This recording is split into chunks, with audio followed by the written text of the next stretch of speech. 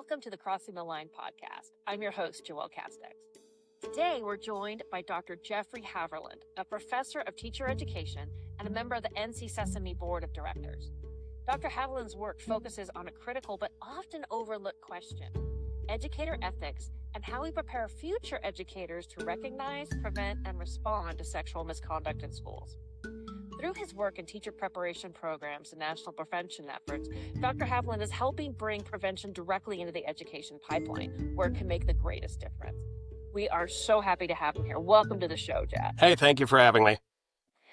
So, you're a professor of teacher education at the University of Dubuque, but you have a specialty in sexual misconduct prevention.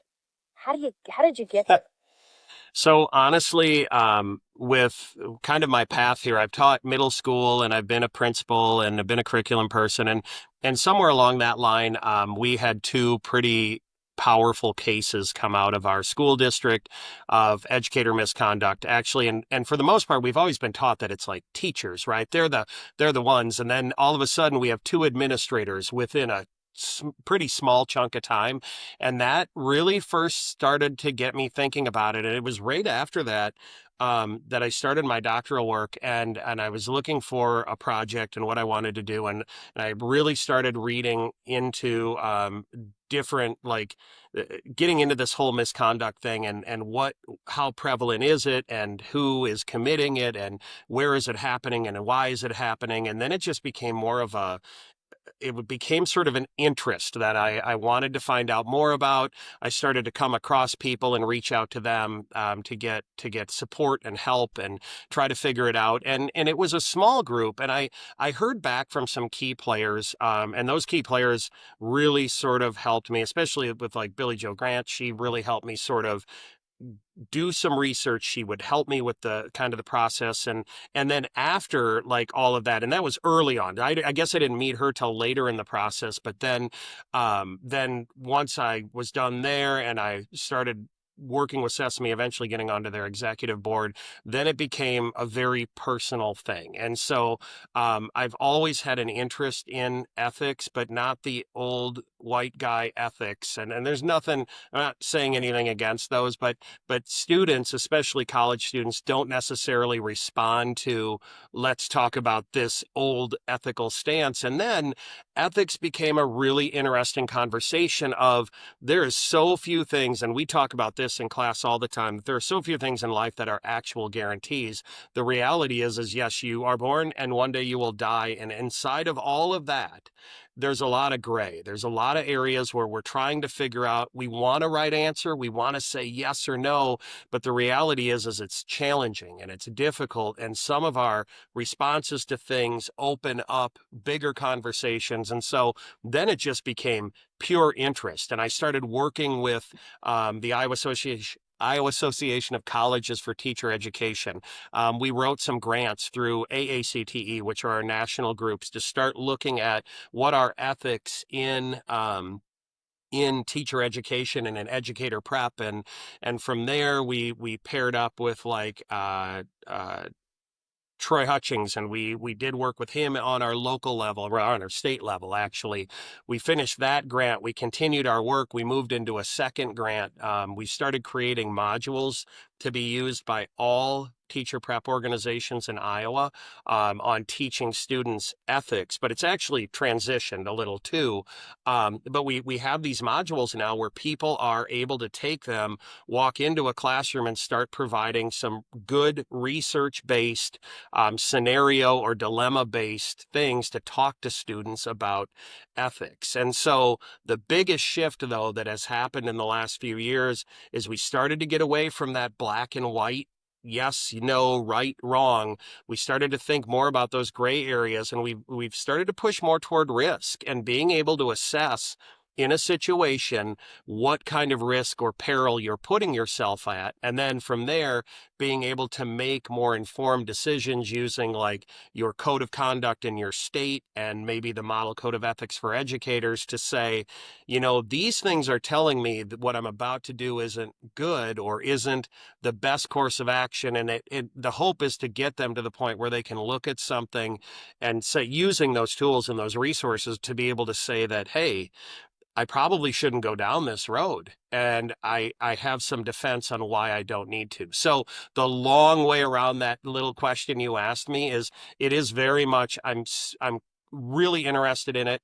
I love education. I have loved every single job I have ever held. And that is not a lie. And does it mean all days were good? No, but I loved them. And in the end, now where I'm at, when I'm preparing students to work in one of the most complex periods of teaching ever, they honestly need to know how to manage decision making and do it in a way that not only protects them, but is hyper aware and protective of their students. So tell me a little bit more about these actual ethics that you're talking about. What are some of these scenarios? What are some of the subject matter So topics that you're we actually did, prior to somebody at the Board of Educational Examiners in Iowa taking a new job, they actually worked on our team. So this was a big change in how we did our grants. It wasn't just teacher prep people. It was people from our licensure board and people from our teacher union. And we invited administrative organizations too to provide representation. And the idea was, could we find scenarios or dilemmas. Now, and I'll give you kind of the breakdown with that. So a scenario tends to be much longer in my brain. It gives a lot of detail. It's almost like a story, like you would read it out of the newspaper. Where a dilemma, you've got to be careful that you don't add so many contextual details that you like slam dunk the answer. And so it may be something as simple as, a teacher and a student meet for coffee. By itself, or sorry, that dilemma isn't necessarily bad. Now we start adding age. Now we start adding gender. Now we start adding, going back to age. So not just the age of the student and the teacher, but now we're looking at what is the age of consent if something were to happen. Was this done in school or out of school? Was it done in private or in public? And so by adding these contextual variables, it really starts to get students to think differently. And you can really do this with absolutely anything. What it goes into deeper then, and there's a whole protocol I work through with my students that one of the big things I'm always asking them to look at is vantage point. So often we're taught to kind of consider our life in a vacuum, like I'm making a decision. So if I'm helping a student who is having a really difficult time and I am just trying to provide care and provide support so they can find services, in my bubble, I'm doing what's right and what's good and what's just. The person walking by the door who's noticing me having this private conversation, whether it be emotional, heated, etc., whether they have a preconceived notion about me or about somebody else that makes them look at me differently, they have a different vantage point. And it isn't until we start to look at those pieces that we really start to understand why what is happening in my space may not be what's observed in the space of others. And then that opens up huge, really amazing dialogue that you can have. And we're never trying to get a student to be able to justify an unethical, what we would consider to be absolutely black, white, unethical kind of thing. We're never trying to get them to defend their way into that being okay.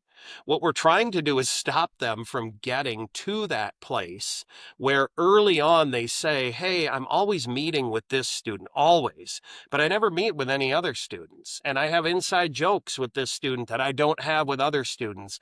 And so now I, as the adult, have to pull back and create a boundary that I may never have been taught how to create. And we don't do a good job of training boundaries in new teachers and frankly in veteran teachers anyway. And that one's I'm going to speak a little out of my lane on that one because I work with people who want to be teachers, fairly new educators.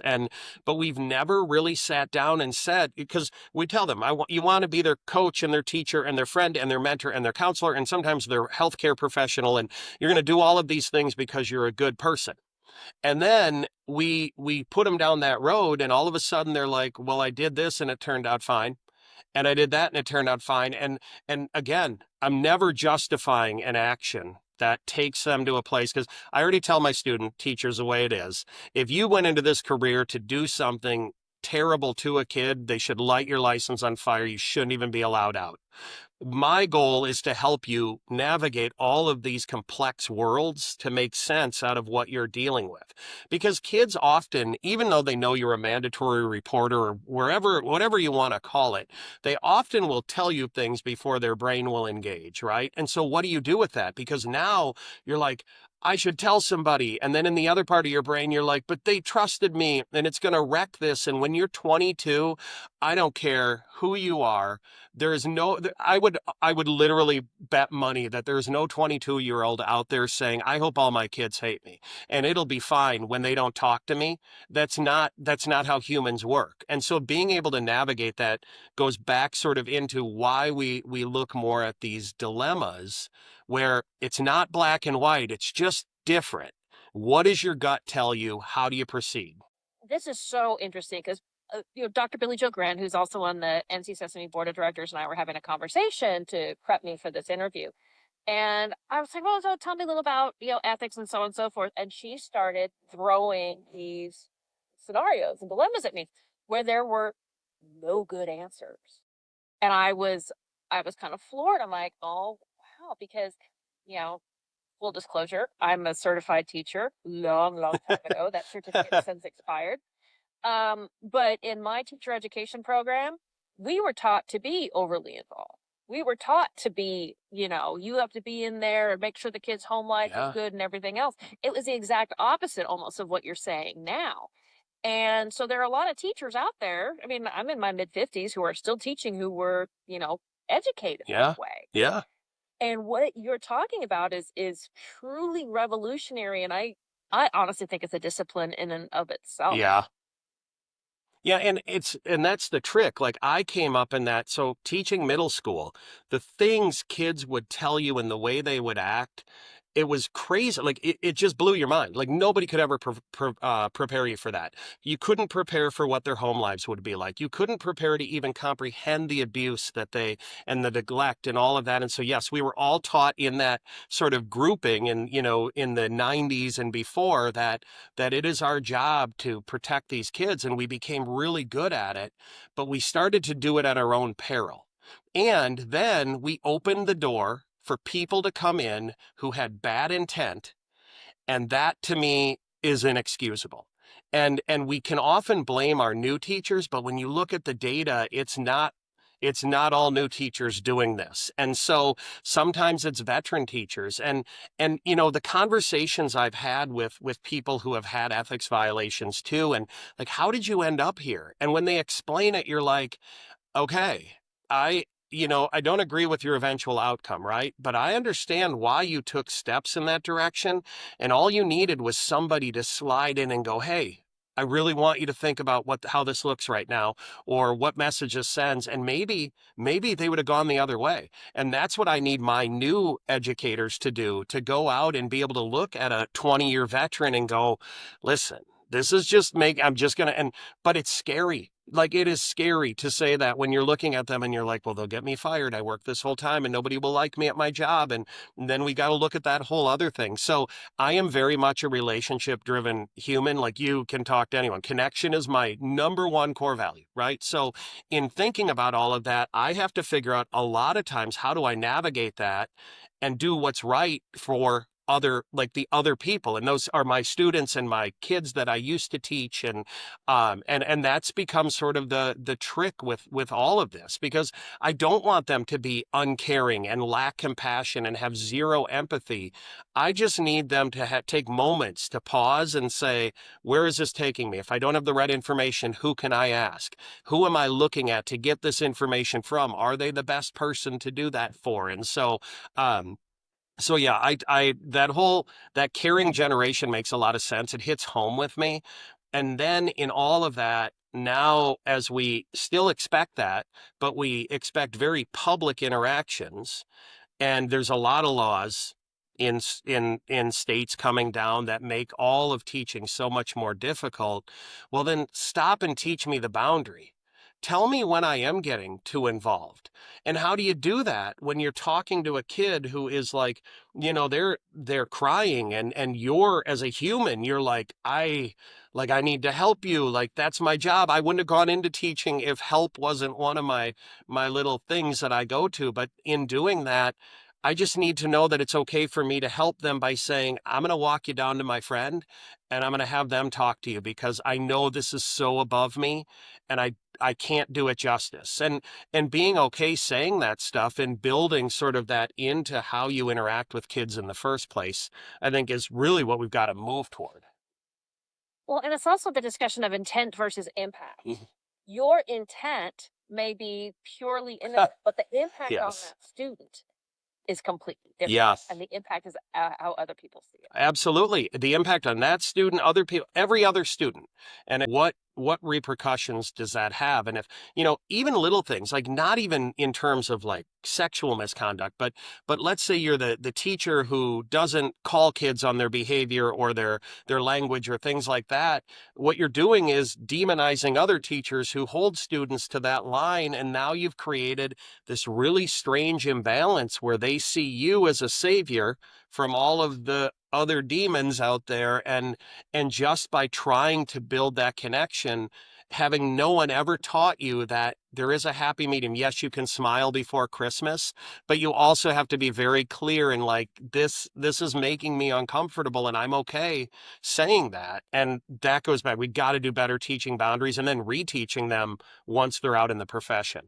But it's not just it's not just teachers. This goes into administrators, this goes into paraprofessionals, this goes into support staff in general, coaches. You think of these careers that have the most intense contact or communication, coaching, music, even literature, where you are just so tight with students. Emotions are going to bleed. Do you have it in your power to protect yourself from those, that like what those emotions could go to? This also goes to the importance of, like I said before, policy. So, are you, as a part of this ethics education, are you also working with administrators on how to develop better policies for schools and instilling these boundaries? So I'm doing it in sort of a roundabout way. I would love to say that I'm working with some group to develop these amazing policies, but I'm also doing some work for the Board of Educational Examiners where I meet with people who have they've come up against their license. They've had an ethics violation. And my job in meeting with them is really to have them process through this entire thing that happened, like to recall it in their own words, to sort of see where they went wrong in terms of the model code, in terms of the Board of Educational Examiners, in terms of state law or case law, in terms of district policy, and to really understand where their intent was, what they were hoping for, and then getting into this conversation of like unintended consequences. And the reason behind, and my hope with all of this is the more work I can do in this realm, helping them sort of navigate that, because here's the thing. People who end up coming to see me as part of their license coming back or being able to get their license back, they literally are telling me just by default that they really do want to work at this. And it's not, none of them have done things that would be like, certainly in Iowa, certain parts of our standard one for ethics, like an inappropriate sexual relationship with a student. I'm never seeing those people, right? I'm seeing the ones who, maybe they had an online relationship of even just friends, like communicating through text or whatever, and it was deemed inappropriate. And now it's my job to help teach them. And actually, I don't even want to say it's teaching. It's my job to help them see what That's grooming. went wrong. It can be criminal. Yes. And then, okay, so this is why people reacted the way they did. And so when you go back into it, this is how you need to think and process differently. And so my roundabout way then in working with this whole ethics stuff is doing this work and being a part of that process where people can find their way back to teaching. I mean, it's never going away, right? It's never coming off their license. But they can at least find their way back because their intent was never bad intent. It was poor intent that circles them back around, and they never crossed the line that they couldn't come back from. And so, that's the work I do. And then the work I do with the Iowa Association of Colleges of Teacher Education or for teacher education is super important because our hope is to eventually, like, getting these modules done means that we can put them out to the country, that anybody can get these and do work with these, and start helping their pre-service teachers better prepare. And, down the line, would I love it if this could go into districts? I would. That would be amazing. And I've worked with people through NASDAQ on model legislation, and I've done little things like that. I helped plan the PPI conference. So we're always trying to. So I'm doing. I wish I could say I was doing some major policy work, but mine is more fringe work that hopefully will eventually drive policy. And maybe someday I'll get more into that when I'm not doing 25,000 other things. But it is just sort of building that base that not everybody is bad. There are things people can come back from, but it's like everything in life. It's kind of like giving a kid a project or a student a project and not giving them a rubric and then grading them bad, or you being surprised. That's even worse. You being surprised by the project they turn in when you never told them what you expected. You never provided them guardrails. You just said, go. And teaching is the only profession on this planet where quite literally you come off of student teaching and the next thing you do is have a classroom all to yourself. And you are expected to know all of the historical context of everything, all the laws, everything on day one. Or you better have a really good mentor, right? And so, or you need people like me who are always in the back of your head saying, have you thought about this? Did you pause? Did you look at it from another vantage point? So I guess I'll be more of a groundswell. That's what I'm hoping for. I want people to leave here and be comfortable talking and sharing ethics and to do that with others. But again, moving away from ethics, getting more to that risk and more to that defensible decision making. That's really what I'm hoping for. And our work at the state level, the national level, if we can eventually get this work out to everyone, that's awesome. That means we have done a major part in this, but it's also now like pushing me to this summer to really start thinking about, I think it's time to develop some kind of module for boundaries. Like, what do they really mean? And I had somebody say something to me at a professional conference one time, and he was really well-meaning. He was not trying to be, that person that likes to shoot down your presentation, right? But he's like, you're seriously telling me we need to teach boundaries? Because yeah, in your rational brain, you think, okay, yeah, you should know your boundaries. You should know what you can and can't do. But our profession it's just so wild. Like it is never scripted. It never works the way that it should. And so if we're not even giving students or people the guardrails and then we're shocked when they run off the road, that's a failure on the part of preparation. It's a failure on a part of administrators. I mean, that's something that can be impacted. So that's like my next task to play around with. Well, it makes sense to have this ethics education and training because let's think about other professions. Lawyers have it. Yep. Cops have it. Therapists have it. And they have required continuing education Yes. in ethics every year. Yeah. And what do they talk about? They talk about professional boundaries. And for attorneys, they talk about all different kinds of things. Why not teachers? They are a profession. They are a graduate level profession. And it makes perfect sense. Doctors have ethics courses. And so I don't think that it is outside of the box to think that teachers, because of the sheer scope of what they're dealing with, should be given the same benefit. And it's not a burden. It really is it's a safety net. Yes.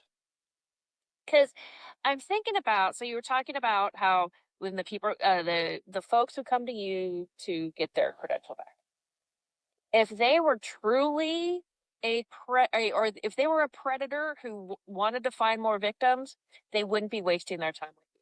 They wouldn't, and they wouldn't even have gotten to me because it is, because I don't see them until after the entire investigation, until it is a stipulation on their return of their credential. And so they have gone through all of that. And then for me, being able to look at that investigative report, and they actually send it to me. the Attorney General had reached out to me a few years back to do this, but all the contact I have is directly with the person.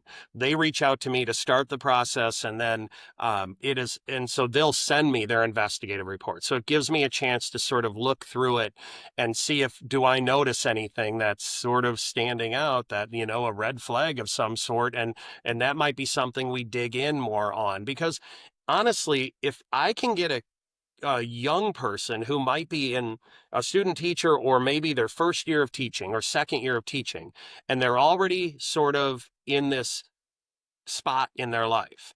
If I can help correct that, if I can help them find support to correct that thinking and move forward, then maybe they go on to have an amazing career. Maybe they don't, without any intervention, maybe they stay in the classroom like it used to happen. And then all of a sudden, when this is okay, that's okay, and the next thing's okay.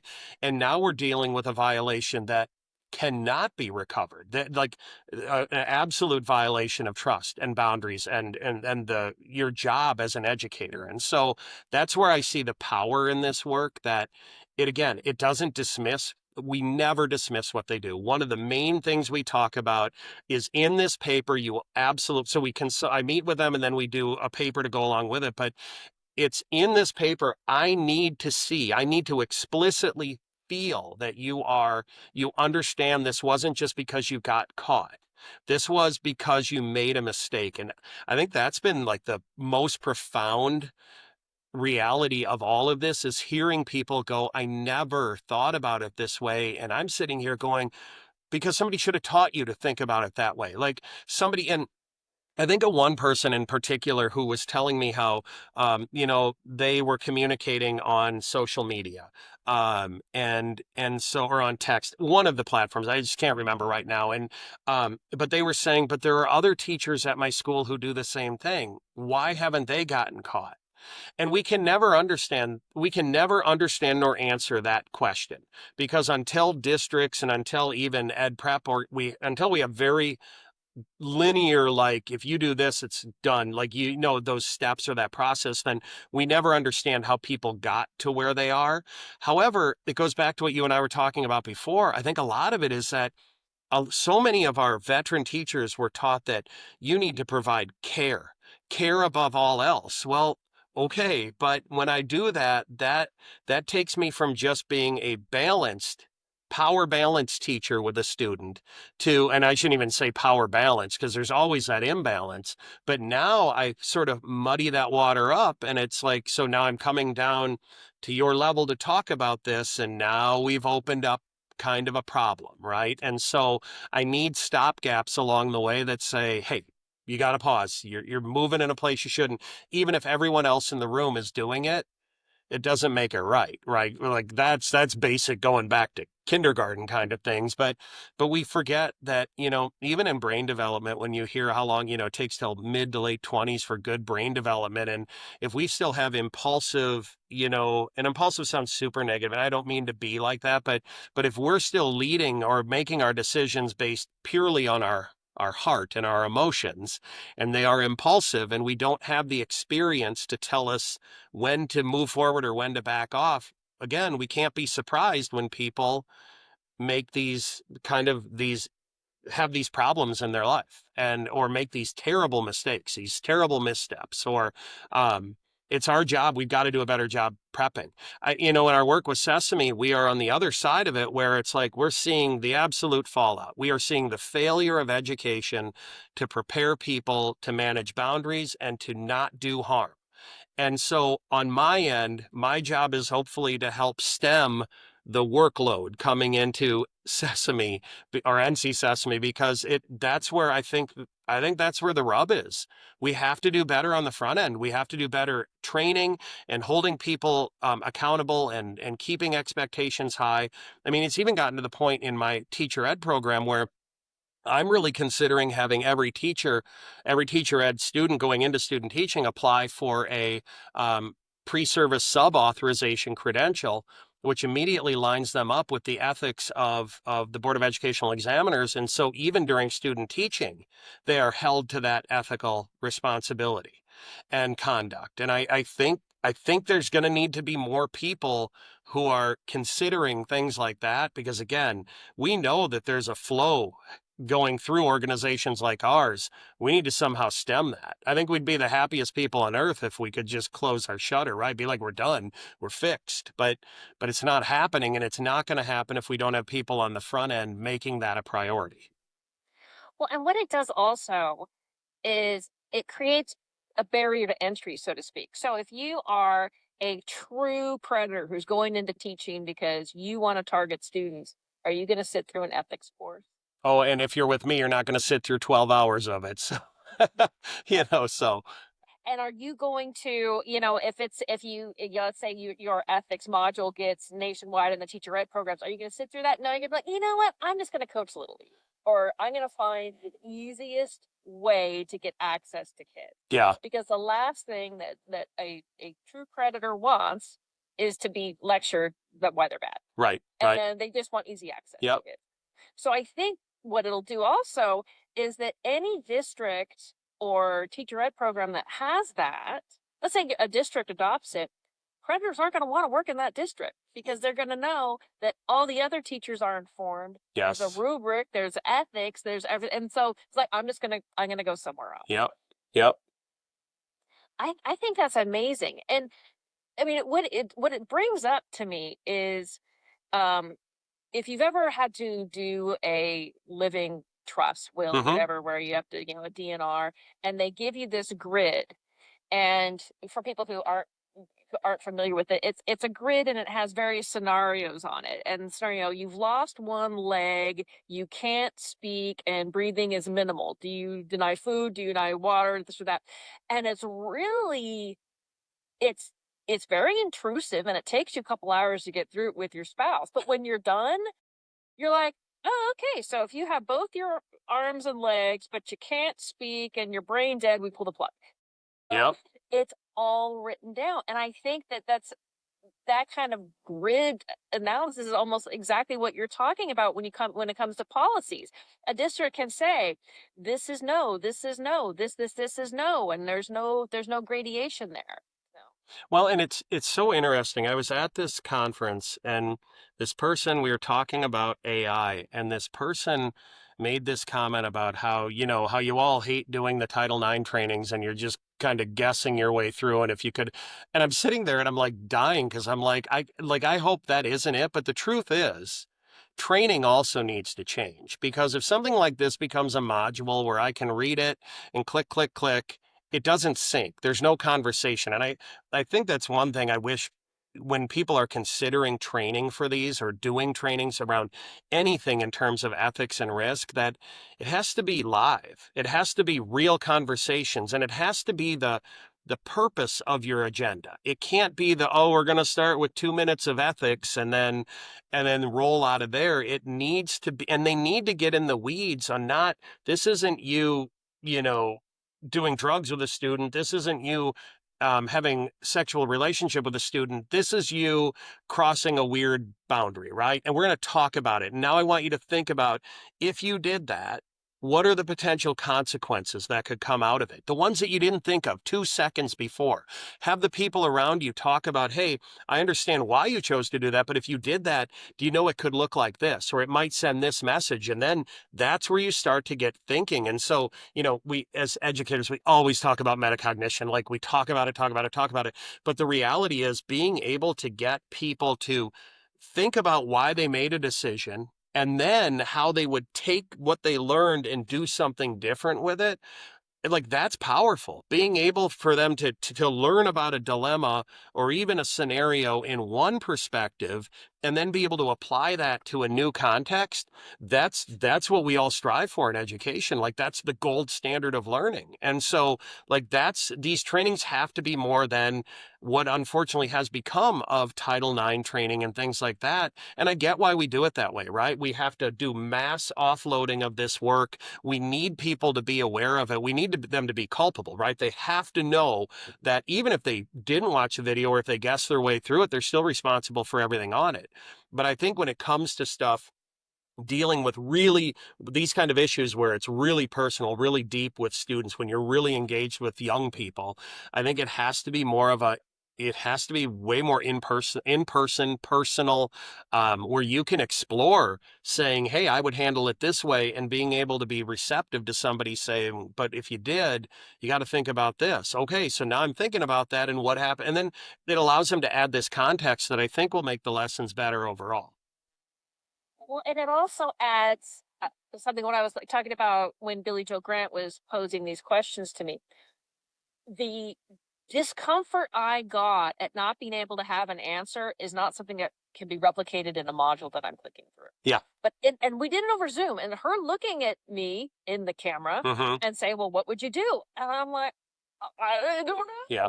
Yeah. There are no good answers, and the physical response that you get to that, or that you get from that, actually, like I can still feel it, And what it does is it makes you think more Yeah. because you're being challenged. Yes. And you're being challenged in a way that no one's going to say you're dumb, no one's going to say you're stupid, and no one's going to say you're wrong per se, because there really is no right answer Right.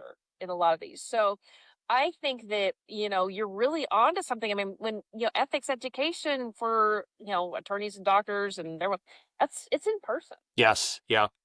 And you have to create a culture where, you got to be careful when you deal with ethics. Again, you have the black, white, yes, no. It's very binary, right? When you're looking at codes of conduct, you've also got to be able to be honest with people and say, in this environment, we are going to talk about decisions. And your job is to be able to go back and sort of defend that decision on why you made a choice you did.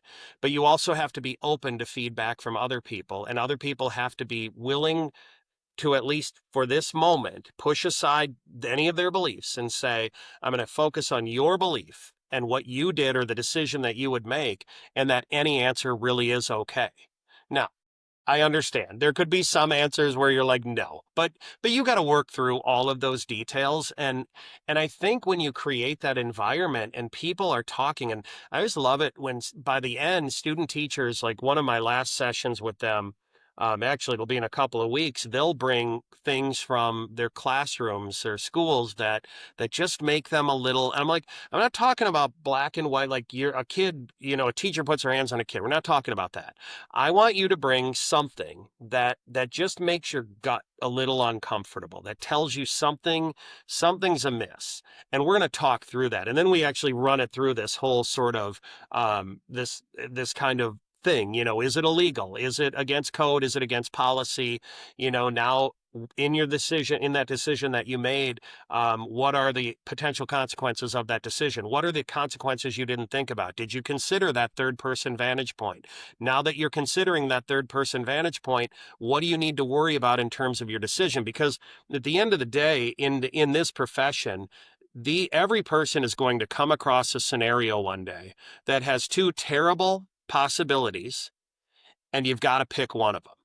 And so in that space, you've got to be able to say very confidently that I am choosing to do this because of it. Now, that does not tell you that you don't have responsibility for those kids in front of you. It's telling you that you are going to have to use everything in your power and all of the resources around you. That's probably the key. The people around you, to be able to say, I've run up against something that I don't understand it. I don't know what to do. I'm doing my best, but I'm failing.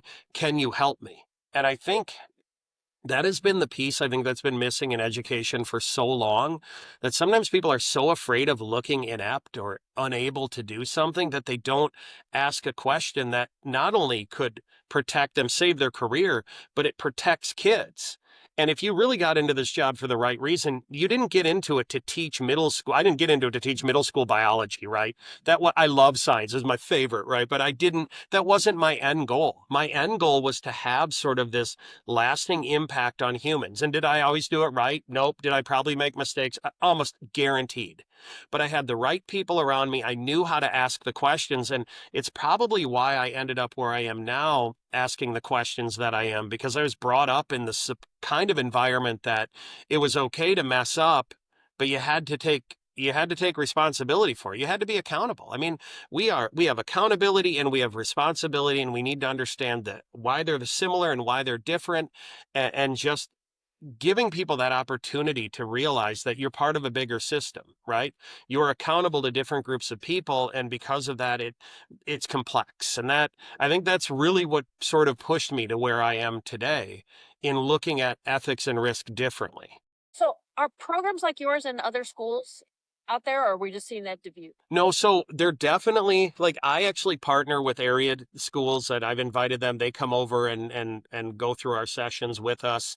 But now, like, we just got back from the Colleges of Teacher Ed conference in Iowa, where we rolled out the our first module. So we now have 3 modules out there that we're having people implement and then provide feedback on. But in theory now, we are available to every teacher prep or ed prep organization in Iowa, including community colleges, which I'm going to get this number wrong, but it's in the 30s. It's around. So, okay. So now we have potentially reached a huge, not huge, I'm getting excited, a large amount of people. And when we finally feel like these modules have the ability to kind of go to other states, then we're going to just share it out, because we want people to do it. And I really would love school, like, administrators to pick it up and say, all right, what could we do using this module as a starting point? Like, that was always our goal. Our goal wasn't to make money or to get, like, notoriety. Our goal is to, and this whole group that's been working together on this for years now, the goal is just to do better by our students, because ultimately then they do better by their students. And that's our job. Like, that is our job. And so, someday, sooner than later, it will be available to anybody who wants it. We're just working out the kinks right now. Yeah, I bet that there are districts and teacher education programs across the country who are listening to this going, we don't have the resources Yeah. to develop this kind of program. We don't have the time. We don't have the people. We don't have the money. Oh my God, when is it going to be available? Because we have every Yeah. district has problems with poor decision making. Yeah. And every district has problems with teachers who make really bad decisions and horrible mistakes. And how do you make sure that, you mitigate that before? Yes. Yes. So tell me, how do your students like like the ethics curriculum? So I feel like there are points where I'm like, they look at me and they're like, oh, he's going on about ethics again, right? But it's okay, because like, when I tell you I believe in this and I value this, when I tell you I believe in the work that SESAME does and I value it, and, like, for me, that sort of brings passion with it. So I'm pretty good at selling it, because I'm really, and excited's not the right word, but I'm so empowered by it. And I literally look at my students and I think, if any of this sticks in your brain, and in one day this keeps you from crossing a line and hurting a kid, or wrecking your career, then this was worth every ounce of the work that's gone in. And it has been a lot. There are so many hours of work by, people on the outside, and then the work that I've done here. And so they respond. By the end, they really start to see it. I think by the time student teaching comes around, they really get it. And when we start having them take the lessons, like, take what they've learned at their school and bring it back and talk about it in their own context, and they start to see it become authentic, then it really digs in. But I've had people say to me, like, even if they don't like, they, get tired of hearing about it, they're like, you're just so excited about it, we pay attention, right? And so, good, fine. If I can get them to pay attention because I'm excited about it. But yeah, not everybody's thrilled with it, right? Not, when I was a teacher, when I first started teaching, when you first started teaching, none of us would go in and say, we're going to do bad things, we're going to break rules, we're going to be unethical. Like, that wasn't who we were by that time, right? And so it's hard sometimes when you have these conversations with 22-year-olds who, however they got to that point, they're like, well, I'm never going to do that. You're right. You're never going to do it right now in your brain.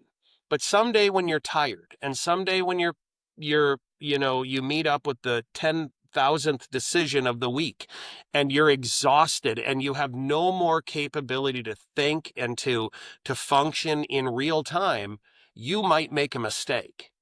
And you need to be able to recognize that mistake in a way, or that misstep in a way that you can backtrack. Like you can pause and go, that wasn't right. And I'm going to go back and I'm going to fix that, or I'm going to do something about it. And that so I can't, even if they look at me and they're like, this will never happen to me, I get where they're coming from, because it was never going to happen to any of us, right?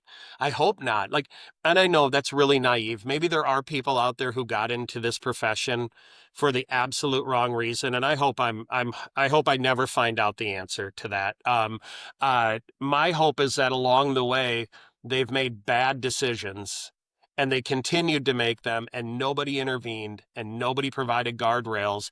And then eventually they made a decision that they did harm. And then at that point, I'm done. Like for me, like I will help you up until the point where I know you haven't made a conscious decision to be a terrible human being.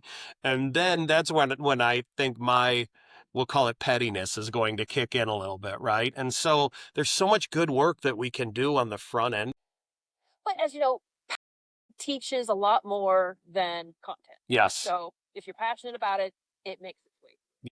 So if you could, as we're going to wrap this up, if you could say something to new teachers who are listening to this, to old teachers who are listening to this, to administrators, what would you want to tell them about ethics in education? Oh, that's a lot of groups. So I think the biggest thing for teachers, new teachers, veteran teachers, is that even the best of us will someday make a decision that other people could consider to maybe be to go against what our conduct, our ethics, whatever.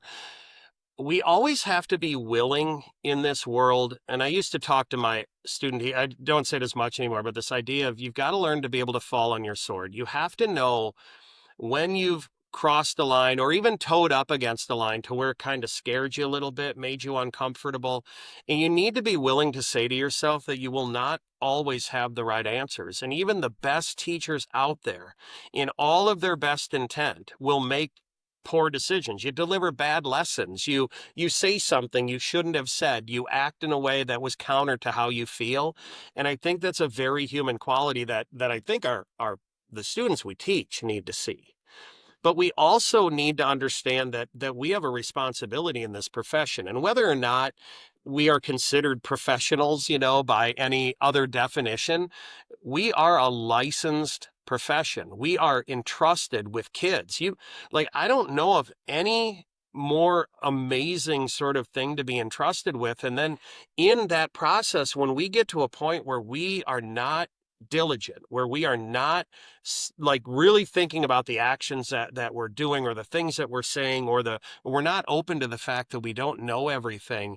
If we ever get to that point and we don't have it within us to step back and say, all right, I need a new perspective, or I need to revisit it. To me, that's always been something I've told my student teachers. That's when it's time to probably leave this profession. When you think you are so good and so perfect and nothing could ever go wrong in your career, you got to be really careful getting to that point. And yes, I'll be the first to tell you, I think relationships. So the most important thing when I tell students, student achievement, you got to teach students, right? You do that. For me, I do that by building deep relationships. But I also understand in building relationships that I absolutely must adhere to boundaries. I think for administrators out there, we have to start telling people what we expect from their behavior. We have to start not saying, well, they meant well, because we go back to that, your meaning, your intent in the outcome, right? Like, we have to be willing to challenge people to say, hey, when you said that, did you see how that kid felt, or how they acted? Or do you see if you did it a different way, maybe? And I think we need to have those conversations. And especially, having been a principal, sometimes you walk into a classroom and everybody's on guard. But if you can build a relationship where they're not on guard, where they're always sort of open to that conversation, you don't fear them, they don't necessarily fear you, because that is never a good way to run anything, right? And so, but being open to those conversations is huge, and not assuming. It's like assuming that every 16-year-old knows how to run every piece of technology on the planet, right? They don't. And so we are going to have to teach them how to do things. We're going to have to teach them procedures. We're going to have to show them policy. We can't make assumptions about them. And then on the back end of it, when people cross a line and do harm to students, yeah, it's time to go. Like there is no excuse for especially for premeditated harm caused to a student. There is no way to understand the lifelong repercussions of that. There's no way to fix it. No amount of money, and if nothing else, like let's look at the money end of it. The amount of money that it is costing districts to deal with teachers on the back end of a serious ethical violation should be enough to compel them to train differently on the front end. But this can't just be about like, oh, I got this program and we're going to do it because the district makes me. No, we're going to do it because it matters. Because every day when I look at that kindergartner walking through my door, I need to know that that little girl is safe, that she feels comfortable, that she has the ability to sort of learn in a way that isn't threatening, and that people aren't like here with intent to do harm to her. And I don't know, like I could tell them 10 million things because I feel like I'm on my soapbox right now, but God, I love this profession. And it kills me when so many of us get reduced to that least common denominator of someone who does bad and then we all do bad. When in fact, I'm out here doing my best and I'm trying to help others do their best. And so it's a complex career and we need people all along the way, not just early in our careers with mentoring support. We need people all throughout the way to say, hey, let's just go back and let's check ourselves right now.